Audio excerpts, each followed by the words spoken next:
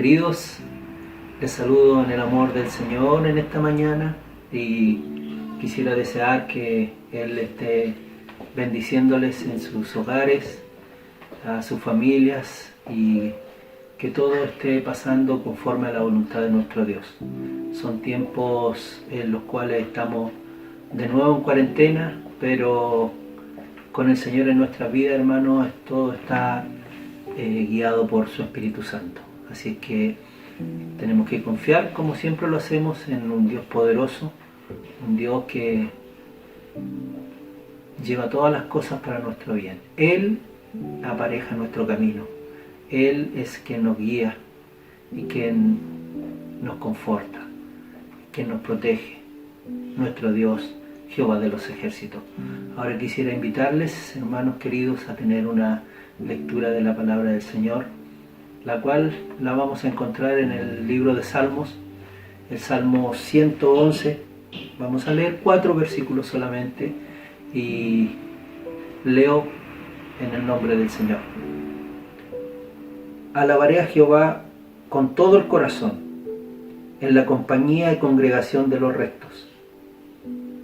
Grandes son las obras de Jehová, buscadas de todos los que las quieren.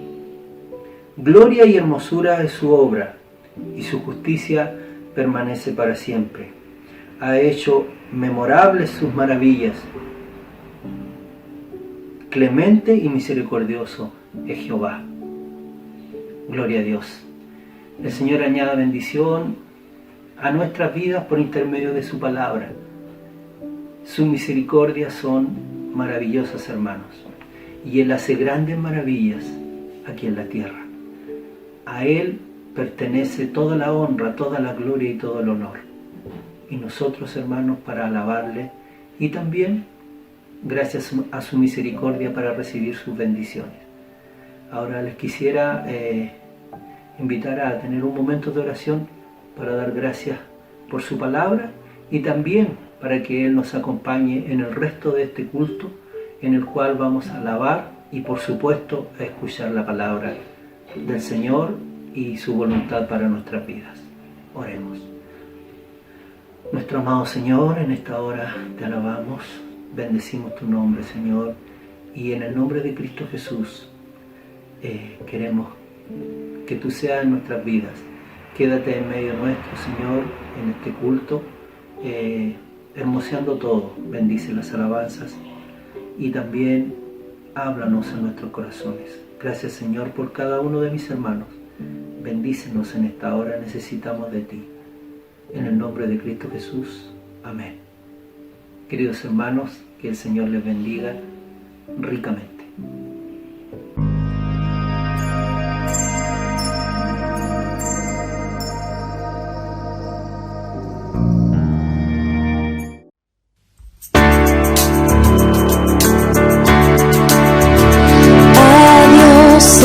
Padre celestial, al Hijo nuestro Redentor, al Eterno, al Consolador, unidos todos a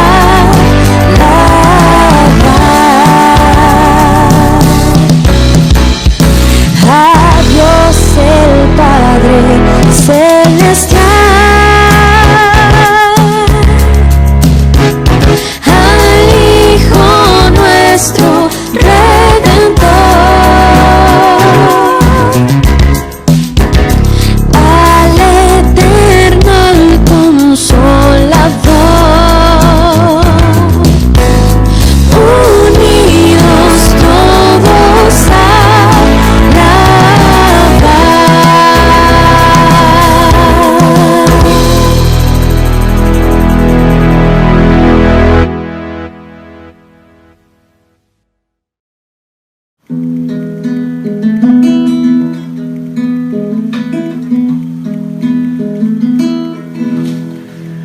Desde el fondo del mar, desde el fondo del mar, del más alto lugar, del más más hondo abismo, del más hondo abismo, te alabaré. Desde mi corazón, desde mi corazón, fuerte o débil esté, fuerte o débil esté, cada instante de mi vida, cada instante de mi vida, con gozo yo diré que tú eres la roca eterna, Señor sobre cielo y tierra, tú eres Dios. Que toda criatura adore, que toda nación se postre a ti, Señor, tú eres Dios. Desde el fondo del mar, desde el fondo del del mar, más alto lugar, del más alto del lugar, más hondo abismo, del más hondo abismo, te alabaré. desde mi corazón, Desde mi corazón, fuerte o débil esté, fuerte o débil esté, cada instante de mi vida, cada instante de mi vida, con gozo yo diré que tú eres la roca eterna, Señor sobre cielo y tierra, tú eres Dios. Que toda criatura adore, que toda nación se postre a ti, Señor, tú eres Dios.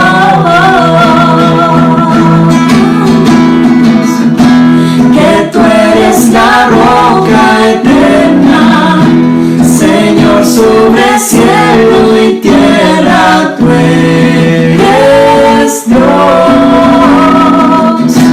Que toda criatura adore, que toda nación se postre a ti, Señor, tú eres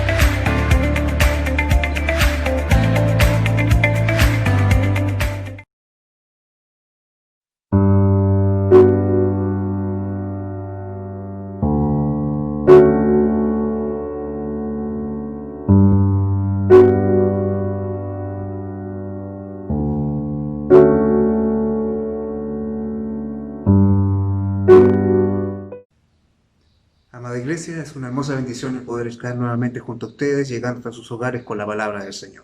El Señor nos ha dado este hermoso día, este día donde nos invita a santificar su nombre, y qué hermosa forma de poder hacerlo, qué mejor manera de hacerlo que yendo a su palabra y considerando su voz en medio de estos tiempos de gran necesidad. Le invito a que continuemos la lectura donde hemos venido desarrollando nuestra reflexión bíblica en estos últimos meses.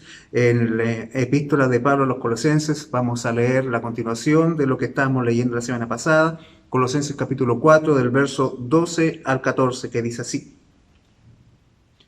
Os saluda Epafras, el cual es uno de vosotros, siervo de Cristo, siempre rogando encarecidamente por vosotros en sus oraciones, para que estéis firmes, perfectos y completos en todo lo que Dios quiere.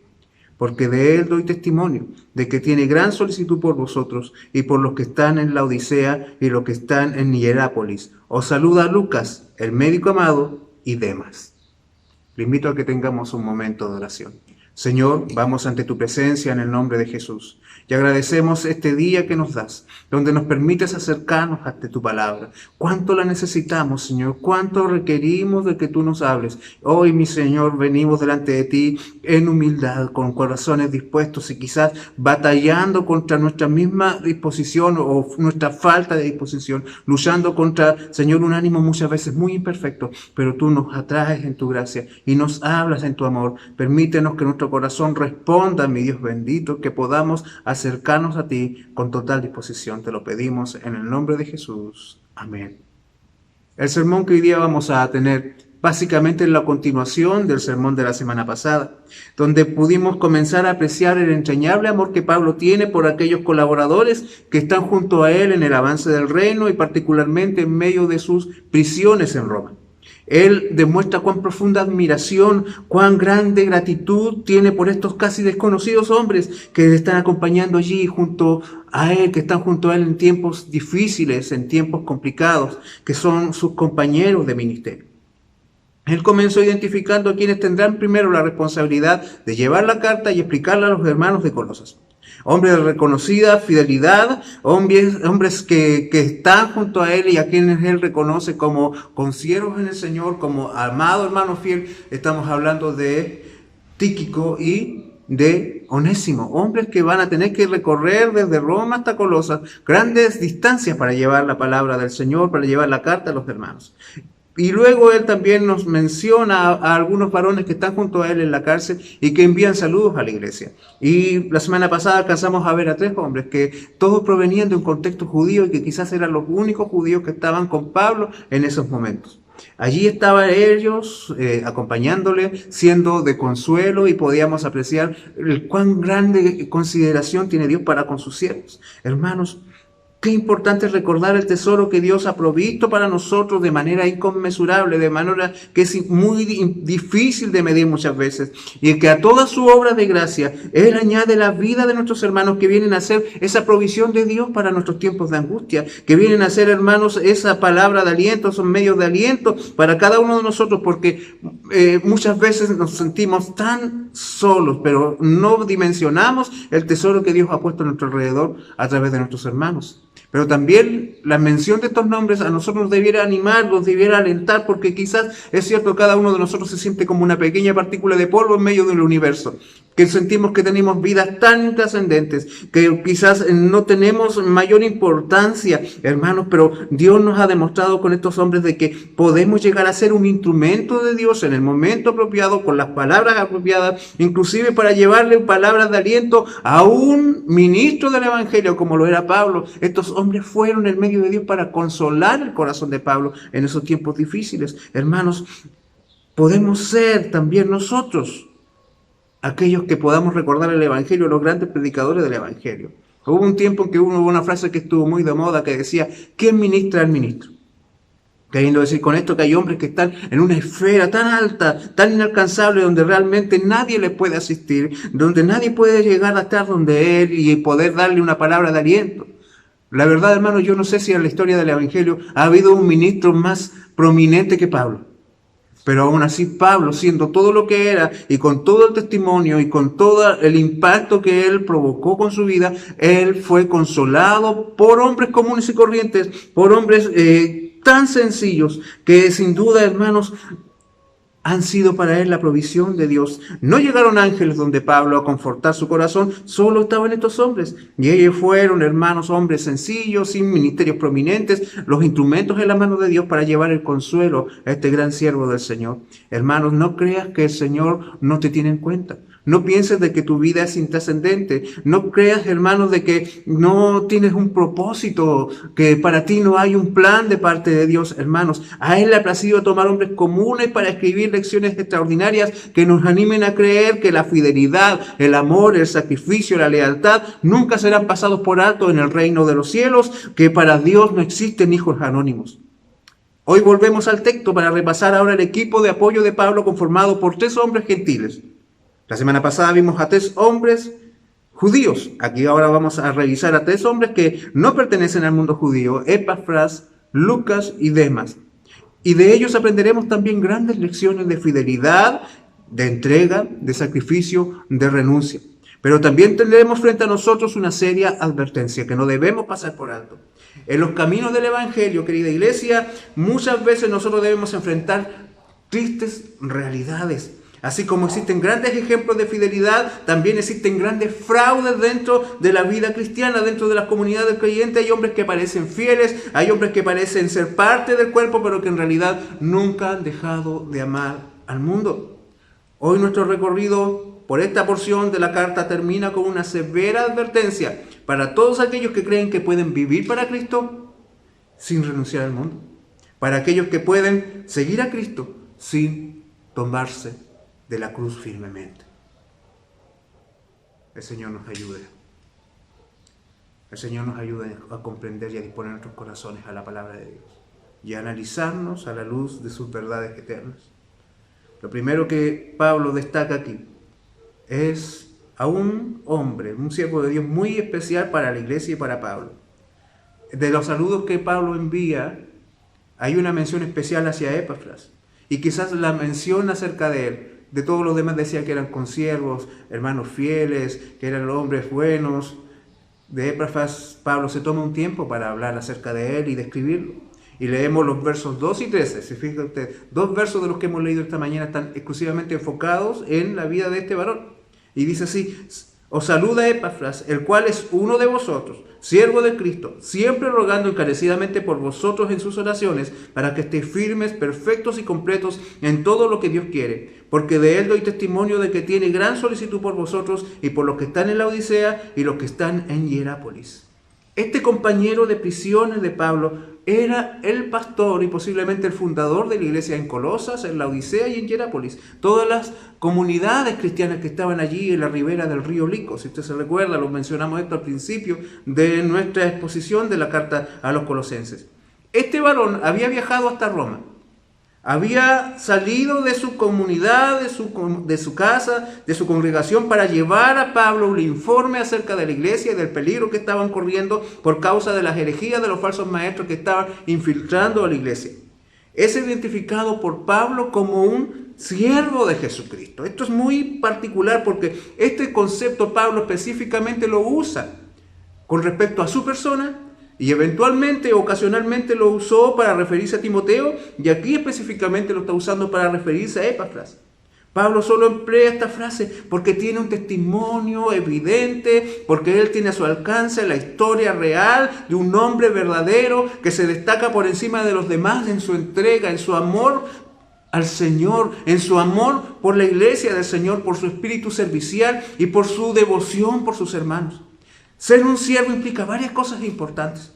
Primero, que él había sido comprado por Cristo, pues esta era la manera en que un esclavo llegaba a ser parte de la casa de un siervo o de un amo. Solo un siervo se hacía siervo de alguien a través del haber sido redimido en el mercado de esclavos, de haber sido comprado por un precio. Y en este caso, hermanos, Cristo pagó un precio muy alto por cada uno de sus siervos. Colosenses capítulo 1, verso 14 dice: en quien tenemos redención. Redención es el acto de pagar un precio por alguien. Exclusivamente ese término se usa con respecto al mercado de esclavos. En quien tenemos redención por su sangre, el perdón de pecados. Hermanos, Cristo es nuestro dueño, pues Él nos compró a precio de su preciosa sangre. Fue esta sangre derramada por nuestra libertad. Por lo tanto, ser un siervo de Jesucristo también significa de que Cristo es el amo y dueño de nuestras vidas. El esclavo depende del amo y le debe total fidelidad. Ya no se pertenece a sí mismo porque ha sido comprado con precio. Por lo tanto, esto implica que su vida ahora está dedicada exclusivamente al servicio de su amo, de que él ya no tiene voluntad propia, sino que se somete a la voluntad de aquel quien es su dueño y le sirve con toda fidelidad y que le sirve en el caso de Cristo con pleno gozo. Bendito sea el Señor. En Epafras todo esto es evidente. Esto no hay que escarbar en su corazón para que se haga evidente. Esto brota de su naturaleza, brota de su carácter, hermanos, y Pablo lo ve y él dice de que Epafras ha demostrado que vive para obedecer la voluntad del Señor y lo hace demostrando esa disposición a la voluntad de Dios, amando y sirviendo a su iglesia. Hermanos, a través de una vida de oración, de una oración intensa e intercesora por ellos. Dice Pablo acerca de este varón: siempre rogando encarecidamente por vosotros en sus oraciones. No sabemos si Epafras fue un gran predicador, no sabemos si fue un gran administrador de los recursos de la iglesia, no sabemos si fue un teólogo profundo de las verdades del evangelio, pero sí sabemos, hermanos, de que era un hombre intenso en la oración, y era intencional también en la oración. Él amaba a su iglesia y lo hacía de la mejor manera en que se puede amar a una iglesia. ¿Cómo podemos amar mejor a la iglesia de Cristo? Orando por ella. Orando, hermanos, con un tipo de oración que nos debiera servir de modelo, hermanos, para orar por nuestra iglesia. Y orar por las iglesias que nos rodean y por toda la iglesia del Señor. Hermanos, Él lo hacía primero encarecidamente. Esta palabra se traduce en el griego como agonizomai, de donde viene nuestra palabra agonía. Hermanos, lo que Pablo está queriendo decir: yo he visto a este hombre peleando, batallando, dando una lucha intensa hasta la agonía por ustedes en oración. Él ora y no lo hace con oraciones ocasionales, con oraciones tibias, sin sentimientos, sin pasión, sino que lo hacía siempre y lo hacía encarecidamente. Él daba una batalla agonizante por el pueblo que Dios había puesto bajo su cuidado. Él oraba también con un propósito claro, con una meta específica. Él pedía a Dios no que cambiara las circunstancias de la iglesia, no que el Señor viniera y le rescatara de la persecución, o que el Señor hiciera evaporar a los herejes, sino que él oraba para que Dios le diera a estos hombres el carácter de un creyente maduro. Él pedía para que ellos estuviesen firmes, perfectos y completos en todo lo que Dios quiere. Su intercesión estaba enfocada en pedir que ellos resistieran, porque esa es la idea de estar firmes. Es como la imagen de un árbol que es doblado por el viento, que está azotado por las tormentas, pero que permanece allí sin caer, hermanos. Y él ora para que estos hombres tengan la suficiente firmeza para soportar todas las dificultades que se le están viniendo, para que resistan las falsas enseñanzas, para que resistan la persecución, para que estén firmes ante la división y la destrucción. Hermanos, se vienen tiempos difíciles para los cristianos del siglo I, pero él ora: Señor, fortalece a mis hermanos, dale firmeza para que puedan resistir, para que puedan sostenerse allí en medio de las circunstancias. Hermanos, él ora también para que ellos fueran perfectos. Cuando hablamos de perfectos, no estamos hablando de que sean moralmente perfectos, no estamos hablando de que se convierta en una iglesia que nunca decaiga, que nunca peque, sino que está pidiendo Pablo: permite que estos hermanos míos sean hombres con madurez espiritual, sean hombres maduros en lo espiritual, que crezcan en la santidad, hermanos, porque en todo lo que implica madurez espiritual está también unida o va de la mano con la santidad, hermanos, y que sean perfectos en todo lo que Dios quiere. Epafras oraba para que su iglesia comprendiera y respondiera a la voluntad de Dios. Sin duda, esta es la mejor oración que se pudiese hacer por la iglesia. Más que pedir: Señor, que no queremos enfermarnos, Señor, que no nos falte nada. Oremos: Señor, danos el carácter, permítenos crecer, perfecciónanos para que cuando venga la prueba nos mantengamos como hijos tuyos y demos testimonio de tu gracia, que seamos dignos, hombres de la vocación que hemos recibido, que respondamos con la altura de un siervo de Dios. Hermanos, Pablo dice que da testimonio, él lo ve, él está consciente y él pone su vida por la vida de Epafras. Él está viendo constantemente de que este varón tiene una gran solicitud por su iglesia en Colosas. Él está preocupado, él sufría por su iglesia, su corazón se angustiaba por el peligro que corría su iglesia, y ese dolor lo hacía permanecer constantemente orando por sus hermanos de Colosas, de Hierápolis y la Odisea. Este hombre, Epafras, ha comprendido que la madurez y el crecimiento y la firmeza espiritual no es algo que se logra producto de un programa, no es algo que se logra producto de la elocuencia de un ministro, que no es algo que se consigue porque se hacen los estudios correctos. No, él entiende, hermanos, este varón, sin duda esto demuestra el corazón humilde de Epafras. Él ha comprendido de que él nunca como pastor, por muy eficiente que sea, va a lograr aquella cosa que se consigue en los creyentes, que solo es posible que venga de Dios. Él ha entendido que la madurez, la firmeza, la constancia es algo que solo Dios a través de su Espíritu Santo puede lograr en los creyentes. Y por eso él depende de Dios para eso. Por eso él recurre al Señor por eso, hermanos. Por eso él entiende de que quizás la mejor predicación que él pueda compartir, el sermón mejor desarrollado, nunca va a lograr en los corazones de la iglesia aquello que solo Dios con su poder puede lograr. Y por eso él ora, y por eso él lucha, y por eso él batalla, hermanos. Él ha entendido que solo Dios puede hacer de una congregación, de un grupo de hombres, un cuerpo de santos que crezcan amando al Señor cada vez más y que estén firmes en su evangelio sin moverse a pesar de las presiones que le puedan estar rodeando. Hermanos, eso solo es producto de la obra del Espíritu Santo, y este hombre lo entiende, este hombre lo sabe y ora al Señor, arrojado delante de Dios, completamente derramado, hermanos, en clamor por sus hermanos. La fidelidad de Epafras. Y luego Pablo dice, y también lo saluda a otro hombre que está conmigo aquí en la cárcel, Lucas, el amado médico, el médico amado. Aquí tenemos otro varón gentil que es mencionado por Pablo, Lucas, quien, hermanos, ha dejado todo por seguir a Cristo y por servir al Evangelio. Eso es lo que vemos en Lucas. El médico amado, véalo usted como Pablo lo describe. Este es un varón griego, es un hombre que sin duda posee una mente brillante, es un hombre muy inteligente, un hombre muy culto, muy educado. Hermanos, él es el autor de la obra literaria del Nuevo Testamento más extensa. Porque si nosotros, hermanos, nos recordamos, tanto el Evangelio de Lucas como el libro de los Hechos de los Apóstoles eran un solo volumen. Y este hombre lo escribió, y el lenguaje en el cual está escrito, hermanos, según los entendidos, era un griego de los más pulidos y de los más elegantes, de la mejor forma en que se podía haber escrito. Tanto así de que su obra se destaca inclusive dentro de muchas otras obras, hermanos, de su tiempo. Es un hombre realmente muy, muy preparado. Hermanos, sin duda una mente brillante en su época. Él poseía profundos conocimientos científicos, hermanos. Él tenía información, conocimiento acerca de la cultura, de la historia, de la geografía, de los pueblos que recorrió junto a Pablo. Cuando usted lee, hermanos, el libro de los Hechos, él entrega descripciones acerca de los lugares donde está. Si usted, por ejemplo, se toma el tiempo de leer el tiempo en que Lucas acompaña a Pablo en su travesía hacia Roma, desde Cesarea a Roma, él va describiendo todos los lugares. Él conoce acerca de las mareas, conoce acerca de los vientos, él conoce por dónde está tal lugar, las coordenadas, las ubicaciones de diferentes lugares. Sin duda, hermanos, este hombre está aquí, es una luminaria, es un gozo, hermanos, tener un privilegio, tener en la fila de los santos a un hombre como Lucas.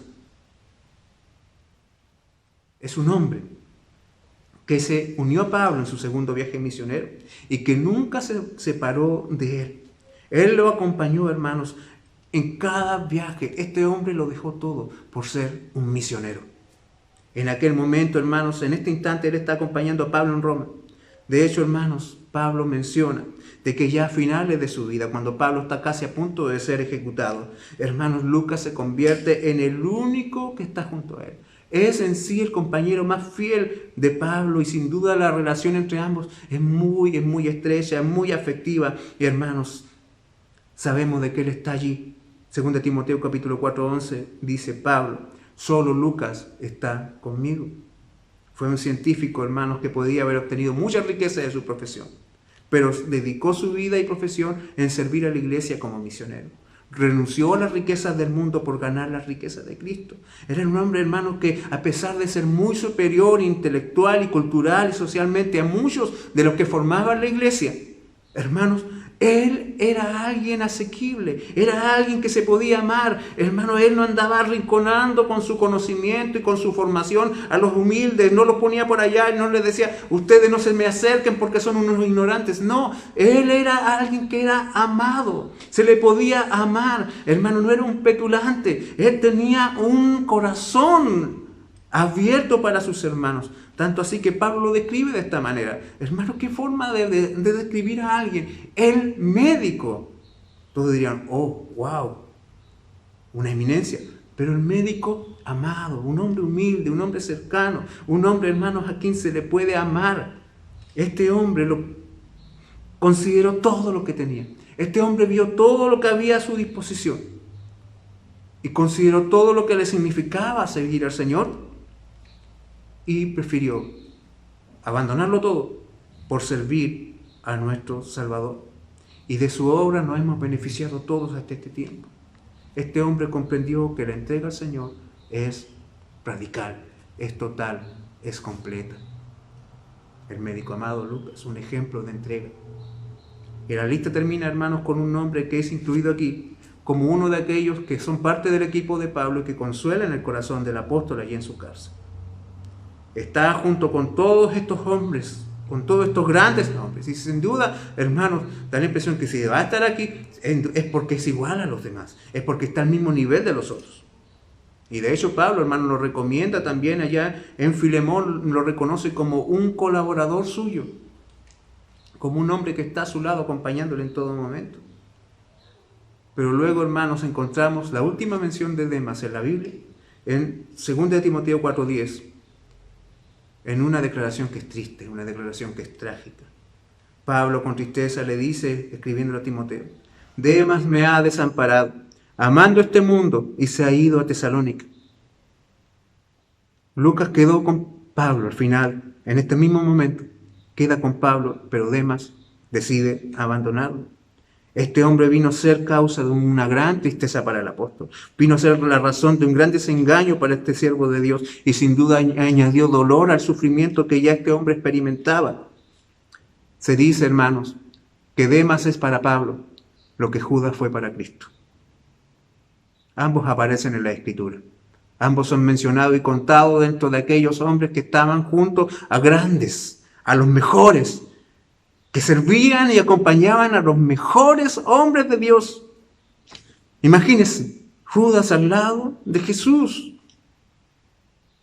¡Qué gran privilegio! Eran contados entre aquellos que estaban considerados. Pero sin duda están en las Escrituras para que nos sirvan de advertencia contra el fraude espiritual, que nos sirvan de advertencia contra el cristianismo falsificado, que nos sirvan de advertencia y que nos digan la apostasía es algo real. Amados, no nos confundamos.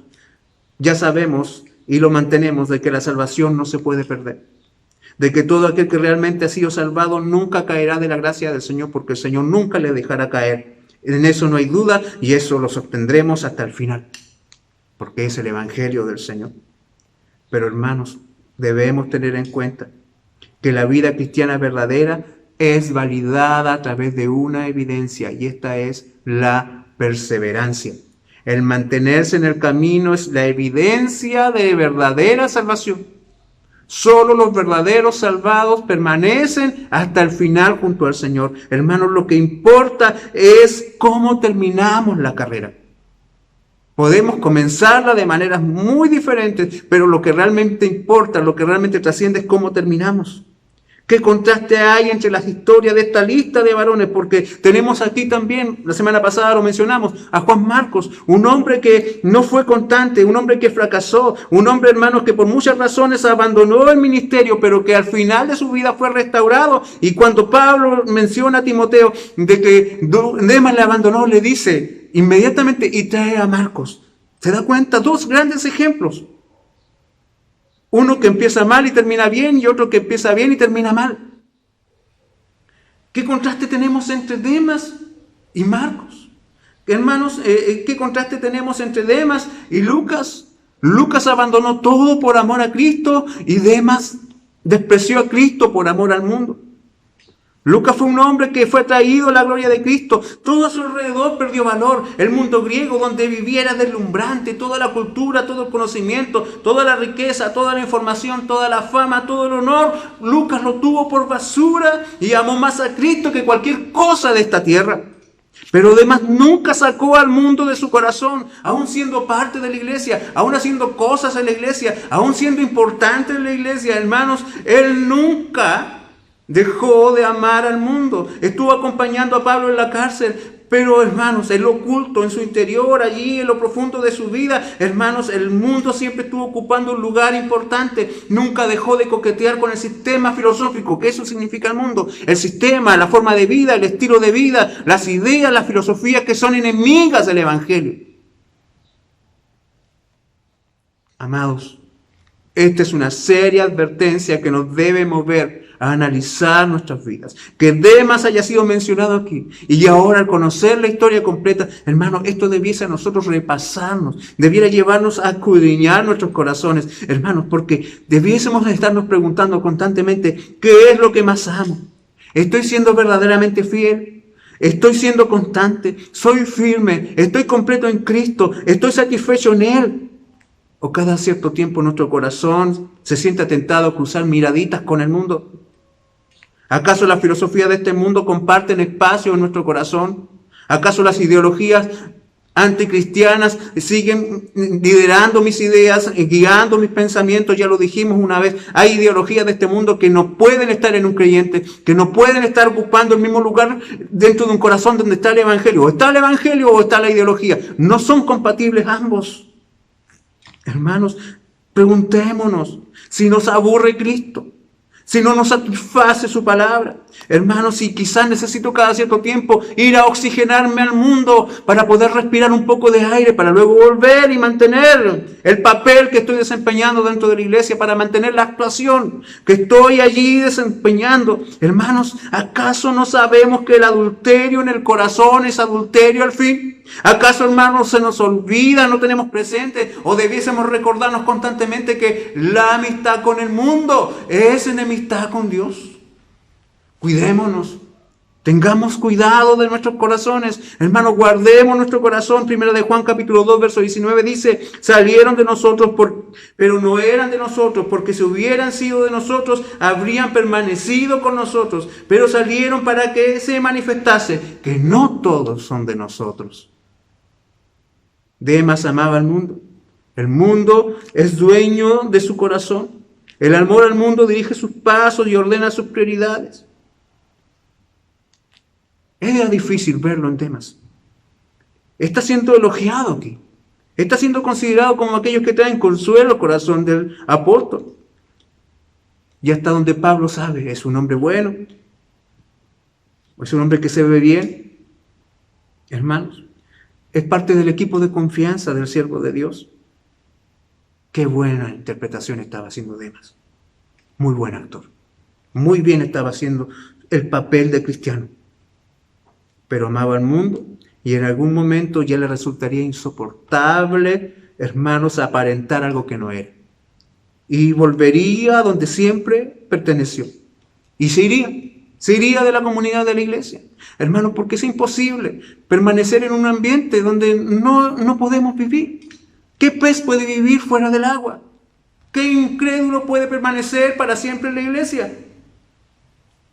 Lamentablemente, hermanos, nosotros tenemos que considerar esta verdad que se hace notar en la vida de Demas y en cada uno de aquellos que han abandonado al Señor.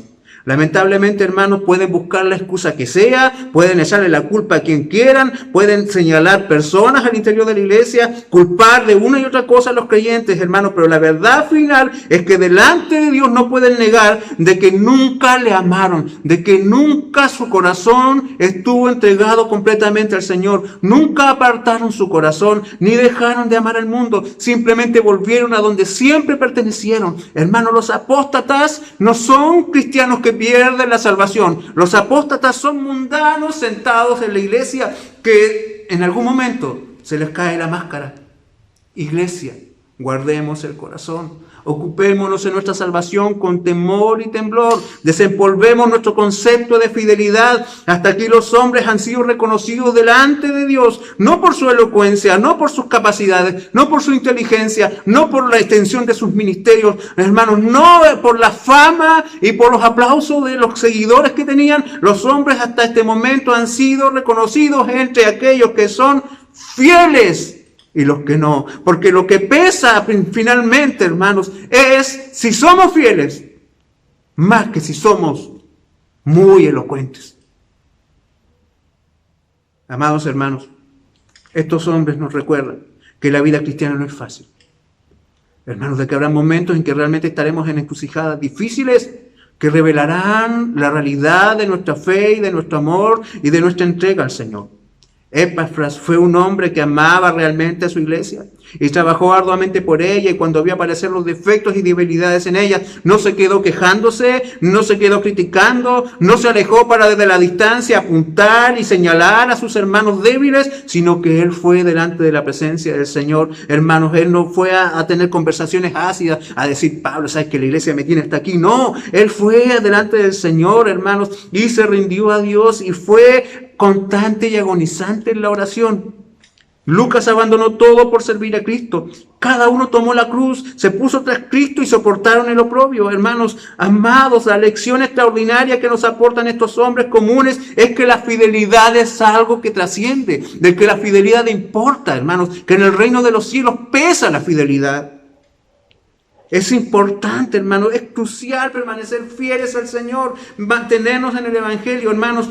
Miremos a Cristo. En Hebreos 13, versos del 12 al 14 dice, por lo cual también Jesús, para santificar al pueblo mediante su propia sangre, padeció fuera de la puerta. Hermanos, no es algo barato. Cristo se entregó y ahora a nosotros nos corresponde responder. Y dice, hermanos, desde el verso 13, salgamos pues a Él, fuera del campamento, llevando su vituperio, porque no tenemos aquí ciudad permanente, sino que buscamos la porvenir. Hermanos, estos hombres pusieron sus ojos en la esperanza eterna de Cristo. ¿Qué vemos en Epafras y Lucas? De que siendo pequeño a los ojos de los hombres, hermanos, su amor por Cristo siempre estuvo primero. Hermanos, de que aunque siendo casi, hermanos, personas que nunca amasaron fama, hermanos, siempre para ellos Cristo resultó ser más precioso. Siempre fue más importante amar a Cristo, hermanos, y ese amor por Cristo siempre se manifestó amando a su iglesia, amando a los hermanos, porque cuando se ama a Cristo, se ama a su iglesia, hermanos. Cuando no se ama a Cristo, no amas a la iglesia, menosprecias la fe y finalmente te vuelves a tu verdadero hogar, el mundo.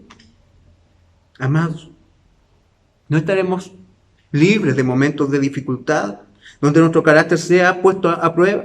Las circunstancias, hermanos, serán complicadas, pero si amamos realmente a Cristo, hermanos, la gracia y el evangelio del Señor siempre nos mantendrán en el lugar correcto. Siempre, hermanos, nos llevarán al momento específico, siempre nos conducirán a la humillación, siempre nos llevarán al clamor, hermanos, como ese padre desesperado que fue a Cristo, que batallaba con una tremenda lucha en su corazón de que quería creer, pero no creía al final, y al final que le dijo, Señor, creo, ayuda en mi incredulidad. Hermanos, sin duda las dificultades vendrán sobre nosotros, nos presionarán, pero allí estaremos, hermanos, llamados, combinados por el Espíritu Santo a decirle, Señor, ayúdame a sostenerme, ayúdame a permanecer, ayúdame, Señor, a humillarme, ayúdame, Señor, a conservarme delante de ti.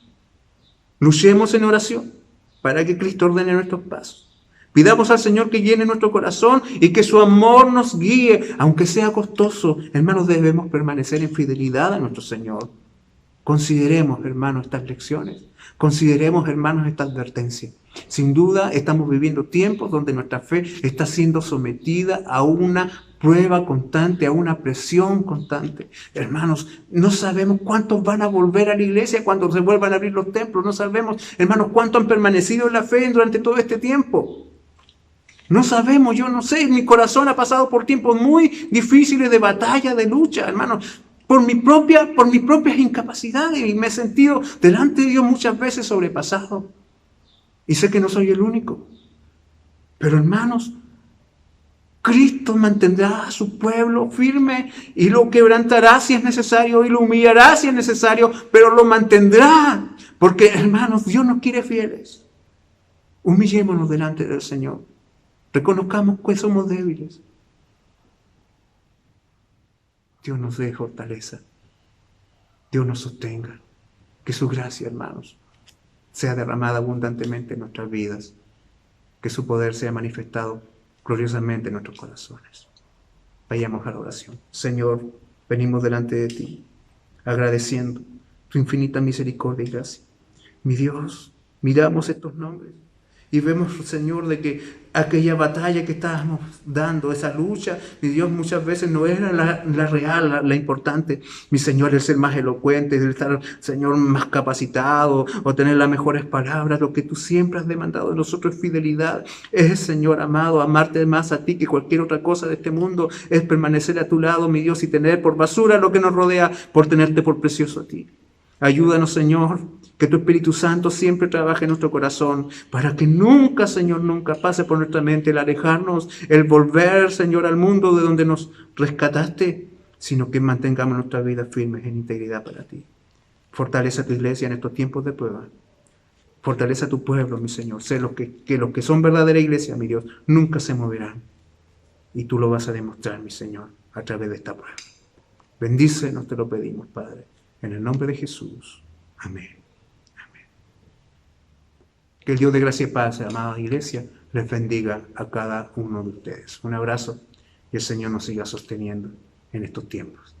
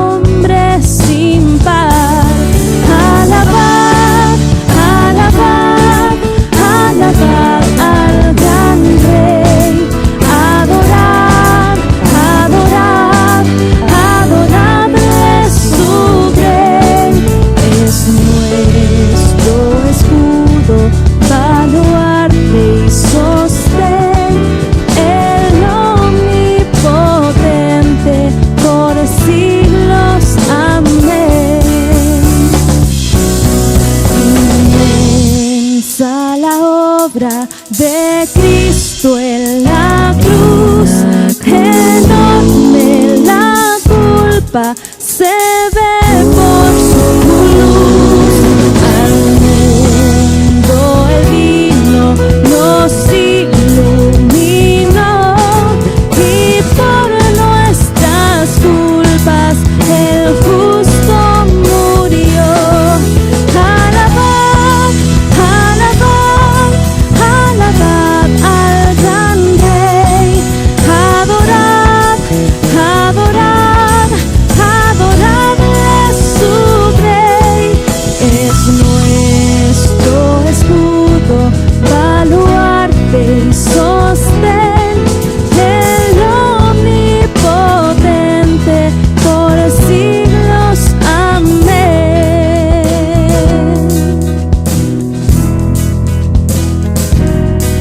Velad, fieles todos, velad con fervor, que viene muy pronto Jesús el Señor. Con notas alegres vendrá a reinar, a su eterna gloria os ha de llevar. Alabad, alabad, alabad al gran Rey.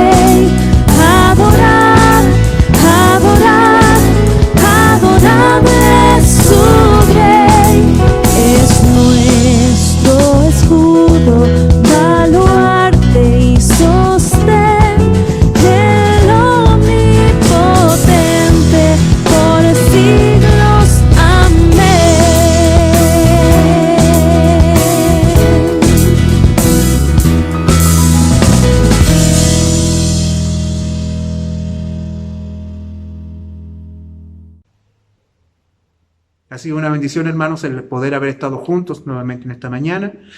Creo que son tiempos maravillosos el poder adorar juntos al Señor. Sin duda añoramos la casa del Señor, sin duda añoramos la comunión de los santos. Los tiempos se han vuelto complicados, hemos vuelto prácticamente a cero en este desarrollo de la pandemia y quizás nuestros planes van a tener que guardarse, como muchas otras cosas. Teníamos un programa de trabajo para este año, hermanos, y el Señor dijo, no, van a guardarlo porque yo tengo otro plan para ustedes. Sin duda, los tiempos de exilio, hermanos, para el pueblo de Dios son dolorosos, son difíciles, pero terminan siendo muy beneficiosos. ¿Por qué? Porque el Señor entresacará de su plantación la paja del trigo. El Señor aventará la paja y el trigo permanecerá. El Señor, hermanos, a través del exilio nos dará a nosotros la visión suficiente como para valorar lo que realmente importa. Hermanos, para entender de que podemos tener, ¿de qué nos sirve tener un templo si nunca nos nació congregarnos? ¿De qué nos sirve tener una iglesia si nunca nos quisimos hacer parte de ella? Y hermanos, ya al estar separados por la fuerza, sin duda vemos el valor que ambas cosas tenían. Y el Señor, hermanos, va a trabajar con nuestros corazones. Confiamos de que el Señor va a obrar en su iglesia y de que estas cosas van a generar en nosotros un corazón más fiel, como decíamos en la palabra del Señor. El Señor va a levantar una iglesia más firme, una iglesia más madura, una iglesia, hermano, la que va a volver va a ser una iglesia que no se va a detener, que no va a estar preocupada por niñerías, sino que va a estar creciendo en madurez para servir al Señor con integridad. Sigamos orando los unos por los otros, mantengamos a nuestros hermanos en oración, pidamos a Dios por las diferentes necesidades que existen, hermanos, y gocémonos en la gloria de ser pueblo de Dios y de saber de que todas estas tristezas y que todas estas dificultades, hermanos, no se están sobrellevando solos, sino que lo estamos haciendo bajo la cobertura de la gracia y la misericordia de nuestro buen Padre. Que la gracia y paz del Señor sea con cada uno de ustedes y recordemos, hermanos, Cristo es el todo en todos, en Él estamos completos. Que Dios les bendiga.